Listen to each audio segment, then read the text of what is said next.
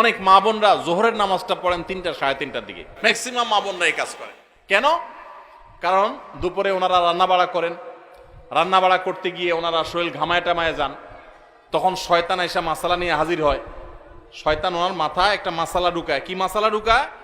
বলে যে দেখো বোন, তুমি এত কষ্ট করে এতক্ষণ রান্নাবাড়া করলা, রান্নাঘরে গেছো, গরমে ঘামায়া স্যাঁতসেঁতা হয়ে গেছো, এই শরীর নিয়ে তুমি আল্লাহর সামনে কেমনে দাঁড়াইবা বলো? তো এবার বোন শয়তানরে জিগায় মনে মনে আর কি, তাহলে কি করতে হবে? এবার শয়তান তার মনে মনে বলে দেয় যে আরে নামাজ তুমি ঠান্ডা মাথায় ফ্রেশ মোডে পড়বা, হাতের কাজ শেষ করে নাও, রান্নাবাড়া শেষ করে নাও, সবারে খাবার টাবার দিয়ে নাও, তুমি বাথরুমে যাও, সুন্দর করে গা ডলে গোসল করো, ফ্রেশ হয়ে আসো, এরপরে 3টা 3:30 আসরের নামাজ সুই সুই হয়ে যাবে, এবার তুমি ফ্রেশ মুডে একটু নামাজ পড়ো। কাজটা কি ভালো হইলো না খারাপ হইলো? দেখতে কিন্তু ভালো মনে হচ্ছে, তাই না? যে উনি ফ্রেশ মুডে নামাজ পড়বে। টাইম যদি পার হয়ে যায় তো এই ফ্রেশ মুডের 2 পয়সার কোনো মূল্য। আল্লাহ বলেছেন ইন্নাস সালাতা কানাত আলাল মুমিনিনা কিতাবা মাওকুতা, নামাজ ইমানদার যে নির্দিষ্ট সময় পড়াটা ফরজ করা হয়েছে। এজন্য মা বোনরা সময় হওয়ার পর দেরি না করে, অনেক মা বোনরা মসজিদে আজানের অপেক্ষা থাকেন, বলে মসজিদে পুরুষরা নামাজ না পড়লে মহিলারা বাসায় নামাজ পড়া যাবে না। না ভাই, পুরুষদের উপর ইসলাম এত ঝুলায় রাখে নাই মা বোনদেরকে। আরে মা বোনদেরকে যে পাওয়ার ইসলাম দিয়েছে, পৃথিবীর নারীবাদীদের 14 গোষ্ঠীর জন্মের বহু আগে ইসলাম নারীদেরকে আকাশে তুলে রেখেছে। এরা এগুলো চিন্তাও করতে পারবে না, এত মর্যাদা দিয়েছে। উমরা যাবেন, পুরুষ হইছেন তো জোরে জোরে তলবিয়া পড়া লাগবে, রোজা আছেন আর গায়ে রোজা আছেন, কোনো মাফ নাই, ছাড় নাই। আর মহিলা হলে আস্তে আস্তে পড়বে, রিল্যাক্স মোড, কোনো টেনশন নাই, কি আরাম, চিন্তা করেন। পুরুষ হইছেন 5 ওয়াক্ত মসজিদে দৌড়ায় যায়, জামাতের সাথে নামাজ পড়তে হবে, আর জামাতের সাথে নামাজ না পড়ে অবহেলা করে বাসায় নামাজ পড়ছেন তো খবর আছে, আযাব আছে, আপনি ওয়াজিব তরক করেছেন, গুনাহগার। আর মা বোন মসজিদে যাওয়ার ডিউটি নেই, বাসা পড়লেই পুরুষদের সমান সওয়াব পাবে।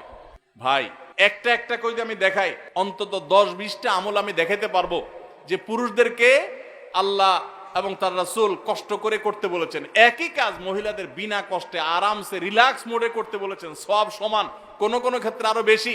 নবী সাল্লাল্লাহু আলাইহি সাল্লাম বলেছেন ওয়া বুয়ুতুহুন্না খায়রুল লাহুন্না, নবীজির মসজিদে এসে পুরুষরা নামাজ পড়ে যে সওয়াব পাবে, যেই মহিলা নবী সাল্লাল্লাহু আলাইহি সাল্লাম পিছনে নামাজ পড়তে চেয়েছেন তিনি বলেছেন তুমি তোমার বাসায় পড়লে সওয়াব আরো বেশি হবে। মা বোনদেরকে ইসলাম এত সুযোগ দিয়েছে। তো যাই হোক, এত সুযোগ পাওয়ার পরও অনেক মা বোন তারা হেলায় হারা। এই আমলটা যদি ধরে রাখতে পারেন, পুরুষরা ওয়াক্ত মতো জামাতের সাথে, আর মা বোনরা ওয়াক্ত হয়ে গেলে নিজ জায়গায় দেরি না করে নামাজ পড়ে ফেলেন।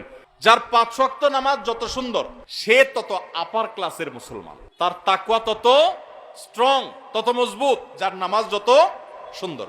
নামাজ কিভাবে সুন্দর হয়?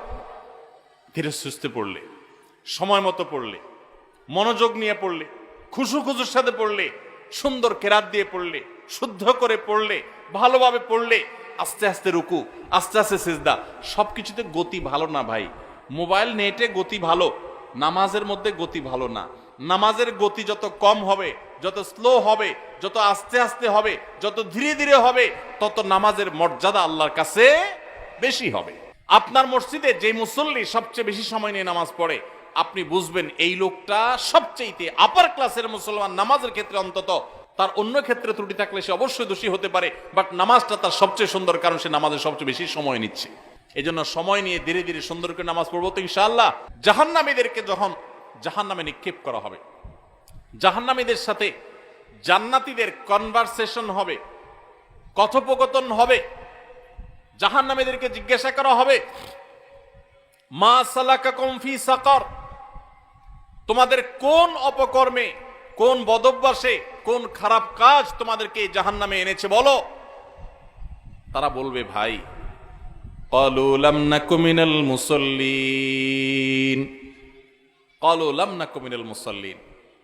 জাহান্নামীরা বলবে আমাদের যেই অপকর্মে, যেই পাপের কারণে আজ জাহান্নামে আসতে হয়েছে, সে পাপ হলো যে আমরা মুসল্লি ছিলাম না দুনিয়াতে, 5 ওয়াক্ত নামাজ ঠিক মতো পড়তাম না। ভাইরে, যা করেন না করেন সবকিছুর আগে 5 ওয়াক্ত নামাজটা ঠিক করেন। ইমানদারের জীবন যাবে, নামাজ যেতে পারে না ভাই, কোনো অবস্থাতে না, কোনো অবস্থাতে না। নামাজ ত্যাগ করার কোনো সুযোগ নেই।